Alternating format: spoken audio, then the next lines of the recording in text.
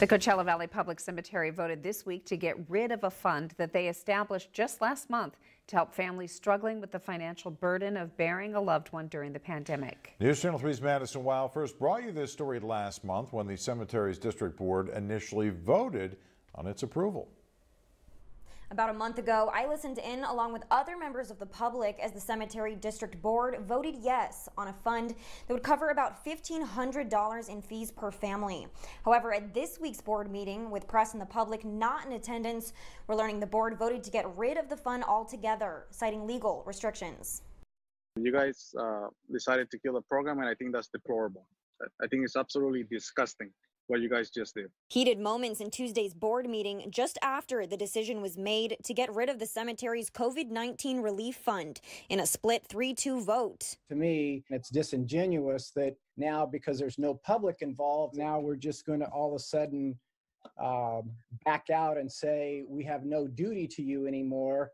I think it's a mistake. Marcos Coronel and Bruce Underwood, the two supporters of the fund, asked if the other 3 board members were going to tell the public about the decision to eliminate the fund.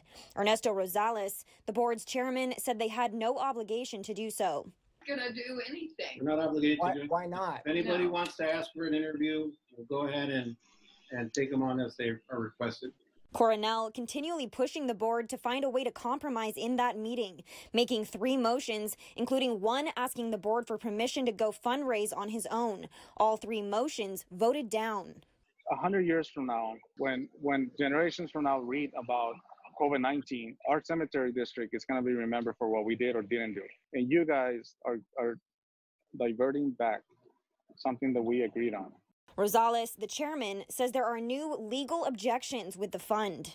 We moved forward in that direction a month ago, and unfortunately, our hands are tied. We obtained a copy of those legal objections, which state that certain fees may not be waived and that the cemetery cannot gift public funds. We showed that legal memo to Stephen Quintanilla, general counsel for other public cemetery districts, to hear his opinion. He says while some parts are grounded in the law, the board could have found other legal ways to gift funds to those in need. Even board of directors and board of trustees of these special districts have the authority to do something like this, and determine what constitutes a legitimate public purpose for their agency. So let me ask you too. So if the board had been determined to find a way to legally create this fund, do you think that there would have been a viable way? Oh, yes, definitely. I would have no problem defending a case like this. I followed up with Cemetery Chairman Rosales in a phone call, who says hopefully moving forward, a new solution can be found.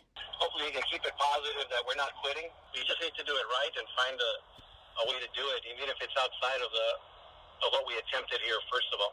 Madison Weil, News Channel 3.